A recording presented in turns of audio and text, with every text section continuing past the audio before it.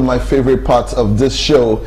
This is because we get to introduce our special guest to you. Now, before I do read out his profile and tell you who he is directly, I would want you to meet the man whom we all know as Dubai, Africa. Please introduce yourself. Welcome to the show. Thank you so much for having me. Yes. My name is Tolu Adesanmi. Yeah. Popularly known as Dubai, Africa, and I'm a luxury tourism entrepreneur.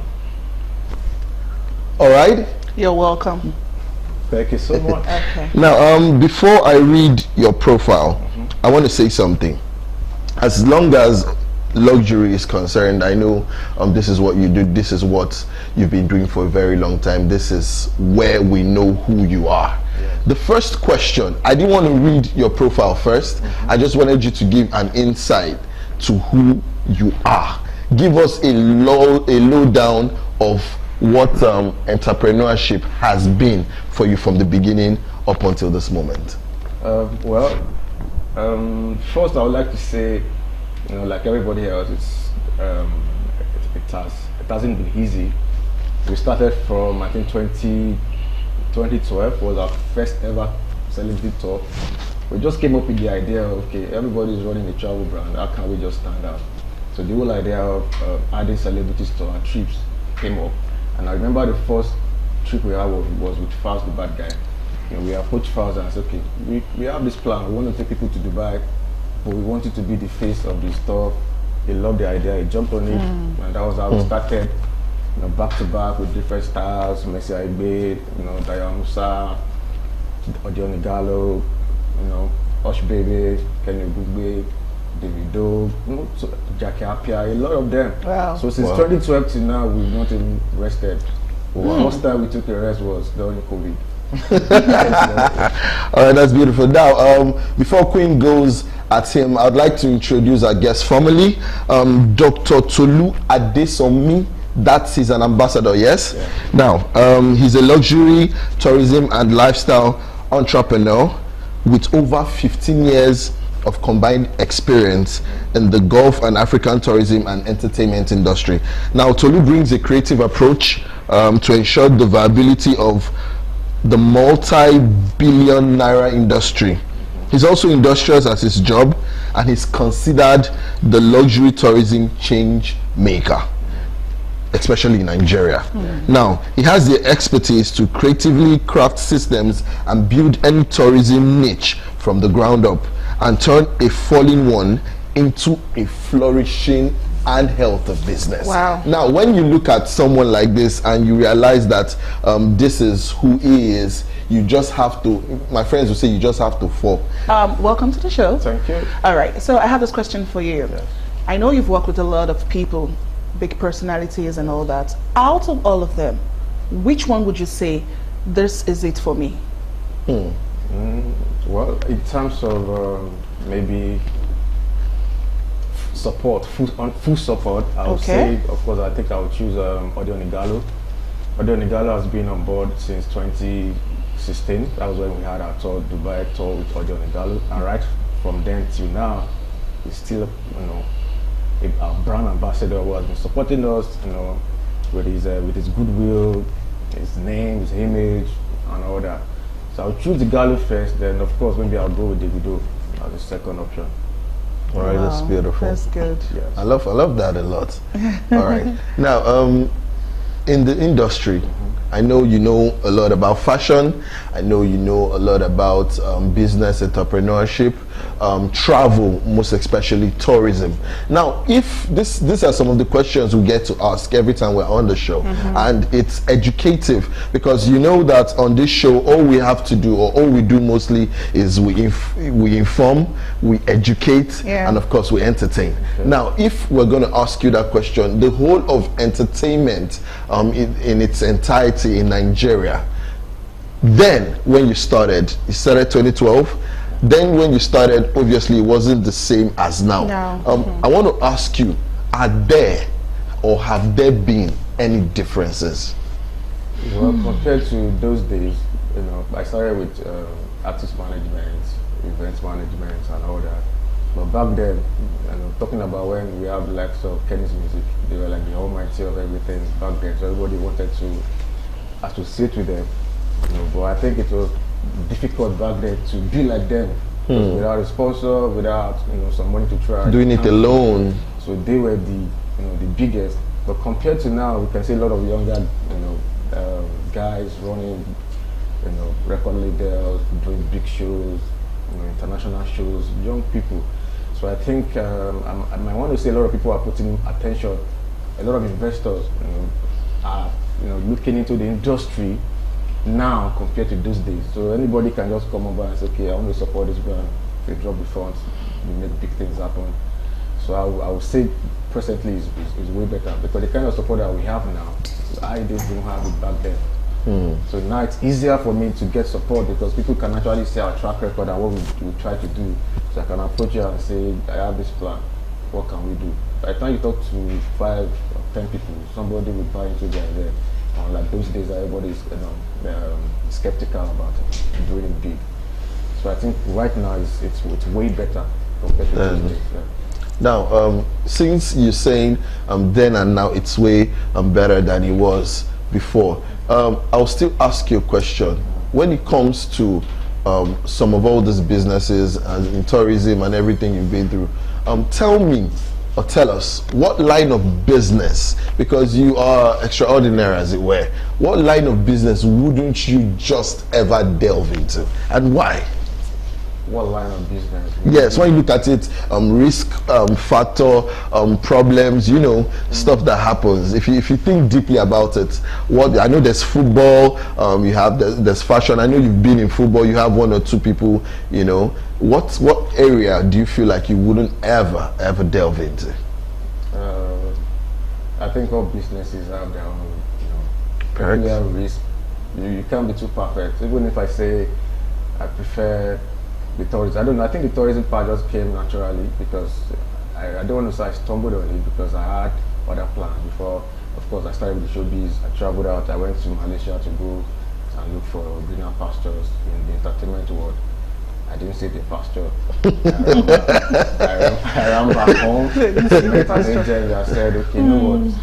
So just get back from my. You can't just be here. People come and go to Qatar. I was on my way to Qatar. They gave me a Dubai visa. I said, okay, from Qatar we can cross by road or wherever. That was how I found myself in Dubai. I started, learning about the tourism.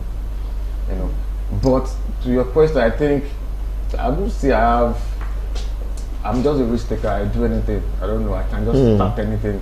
I don't want to say I take blind risk, but I feel like if you don't start something, you don't know what can happen. So I will wait until I have 10 billion before I do this thing. I will just start, because I know along the line, it will just happen. That was how Dubia Afrika started. I never had capital for anything. It was just the idea, and fast and believed in it, and it happened till today. So I don't think I really have any business that I would have said, okay, I wish I didn't do this.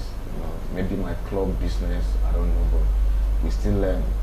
I feel forward no matter what. So I don't really have any regret on any business. I can go into anything as long as it's business. I will try. If I try, if it works out, fine. If it doesn't, we move to the next level. So I really don't have any regret in business, actually. All right, that's good. Queen, you have any questions? Yes, I do. Tourism. Yes. There are a lot of people, a lot of companies into tourism right now. A lot. I know a lot of them. Yes, I do. So what would you say stands you out from them? So like I said, we were the pioneers of celebrity group tours. I came into the industry, I knew there were a lot of travel companies, bigger brands, you see them online. And I devised the means and said, how can I be different?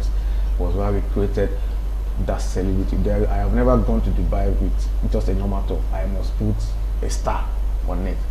So I think 2 years down the line, other travel companies even started doing the same thing. We started traveling with Big Brother stars and everybody stars. But it can't still be like Dubai Africa, because that is what we are known for. Yes. So I think my selling point has always been that touch of celebrity on it. Like I remember when we had the Davido store, everybody thought it's not gonna happen. David will not come. It was a very big project. David gave us a lot of buzz. We were everywhere. The buzz was crazy. We had our yacht party in Dubai. So I feel like it's just the stars, the celebrities, the big brands that we have worked with. That is our major selling point. Okay. You know, and the fact that we didn't delve into worldwide destinations like most of these travel companies. But that's your easiest way to have issues in the industry. When you say, "Oh, I want to do Canada, I can do Canada, I can do US, I can do." Before you know, there is no way in a month 2 people will not come to your office and come and shop. Yeah. So we decided to calm down niche and focus on Dubai first for the first few years. We were just doing Dubai almost every 3 months. You know, it was where we became known in Dubai or UAE. That we started now doing other little destinations, Maldives, Zanzibar, majorly visa-free or visa-on-arrival destinations. That's what we do. Okay. So, what was the last tour? When was the last tour? And which celebrity did you? Okay, so our last group tour was November 2019, and it was with Davido. Oh, We were okay. supposed to follow up that big tour with some other activities in 2020. We already had our plans before COVID came, and we had to suspend all trips. So from 2020, 2021, 2022, we didn't do anything, no trips because of the travel bans, visa ban, travel restrictions because of COVID. Nobody was traveling, so we started looking inward at that time. Because it came to us as a shock. I have never imagined that there would be something like COVID. So we didn't really have like other destinations at that time. But COVID actually helped us to explore. We created local tours, beach houses. We had a beach house that we were now taking people to for parties and events and rental for vacation. We're doing events back to back. So our last big tour was 2019 November with Davido. Okay. So, are you planning something soon? Yes, now we are back. I think we are back fully now because almost all the COVID restrictions have been lifted. Now for this next week, we have a trip to Zanzibar. It's a VIP trip, It's a luxury trip with a brand, someone. This time around, we didn't use like a regular celebrities. We use a big brand. It's a big brand in crypto. And wow. We're trying to attract the young guys. We feel like the people that have the money now are the young people, the Gen Z. The Gen Zs. Yes. So all of them are, we know they trade a lot. So we have to use this big brand to influence the trip. So the trip is happening this month. An ambassador. Now I want you to give us insights to your place of office. What is it all about? How did you get it? And what does it stand for? What does it signify? I think the award, ECOWAS Youth Council, is all about people in business that are at least making an effort and doing good and giving back to the society, because we have like a pet project for people suffering or living with sickle cell anemia. So we do a little bit of give back to the society. Maybe they noticed that and I came and we saw the letter. I love the whole idea. They awarded us as an ambassador to the ECOWAS Youth Council. Whoa. Which came with the IDs, the award, the special plate number and all that. So. Wow, that's beautiful. Wonderful. This is a very important question to ask. Now, in your line of professionalism, okay, what would you say are the do's and don'ts? Very important. Of this particular profession. Tourism. This tourism, we have male, female, beautiful girls, endowed girls, blah, blah, blah, and all that. So tell me, do you have are you strict? I want to know that. Well, when it comes to my line of business, you have to be strict and be disciplined. I think that's what I want. That's discipline, yeah. Don't get carried away. We travel a lot with guests, all kind of guests from all over the world, beautiful ladies, But I focus on my job. Most of the time when we're in Dubai, I might not even leave my desk, my room all through the stay, because I don't get carried away with the kind of ladies that are on board. I have to deliver, because when they're happy is when we Get referrals. Yes, we get referrals, we get good content. So I don't get carried away. I think you need to be disciplined. I need to provide to people what they paid for. To us, we've never had issues of people say we paid and something happened, we didn't get to Dubai. You must get to Dubai, even if it means using my own phone to do the job, because we need the job to be done. So we really try our best not to give excuses to clients. You know, we deliver 100%. You have to deliver 100%. You have to be disciplined, and then I think you have to abide by the rules of your host countries. You know, like in Dubai back then, drinking and all that, it was a problem. They had, you know, designated places where you can take your alcohol and all that. So and then you can't travel with drugs, you know, all those kind of stuff. Yeah. So we make sure we tell all our clients all this stuff, because even if you get into problems, we might not be able to help you. So we tell you, don't do this, you can't fight, you can't, you know, different things. But for the industry, I think you just have to be disciplined. Do not allow the cash flow to get you carried away, because at times we deal with, you know, high funds, millions. You know, you can look at your account today and see 100 million, but by the time you do the job, maybe you make 10% of that as profit. It's not everyone can run that. Exactly. Like, this kind of money, let me just run away. But we've never done that for years. You know, you need to try not to be materialistic. I don't use anything expensive. I've never used a Rolex. I've never, you know, even with the cash flow, I don't get carried away and say, okay, now that I'm, you know, here, let me try and start buying Gucci. I wear my brands everywhere I go. This is my brand. I just like looking simple. So don't let money control you.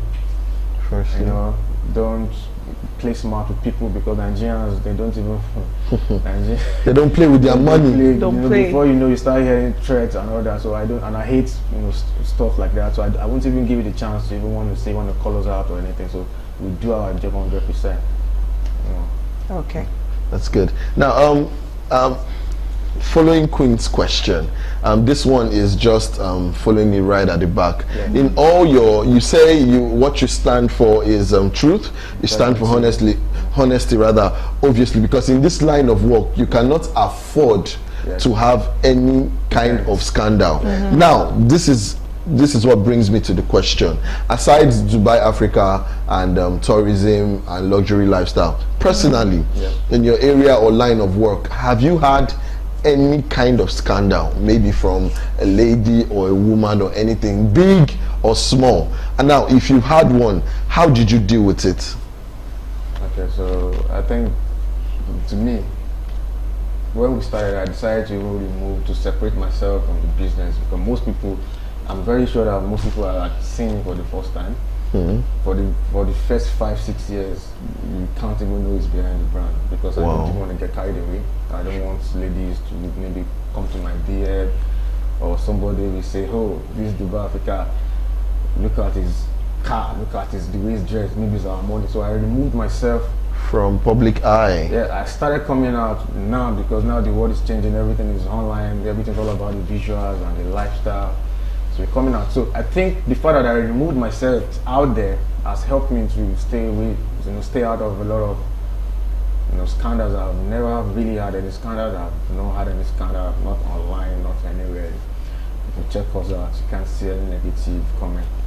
Because even if you are not happy about something, we don't mind refunding you 100%, just to, you know, make sure that they're so I don't pray for scandals, because I'm not even sure if I'm strong enough to I don't pray for it. All right, that's a good one. Queen, you have any questions for him? Nothing. I think we've asked the basic question, but do you have anything to say to people that are looking up to, you know, the Dubai, Africa, yes, but they don't really know the face like that, and it's good that you're here today. What do you have to say to people looking up to, you know, they want to do something like this? What advice do you have for them? Yes, I think to young entrepreneurs coming up, yes, I think you should listen to yourself first, because if I listened to the people around me back then when I told them, okay, this is what I want to do, I'm sure a lot of them would have said, this thing will be capital intensive. How do you want to go about this? So for once, I believe the motivational speaker that says at times that you can start something with that capital, because I think it worked for me. I never waited for capital, I just did it. So I think if you have a plan, an idea, start first. It might just be by even creating your social media handles alone. Have a nice profile. Let people know first that something, bring out the idea first.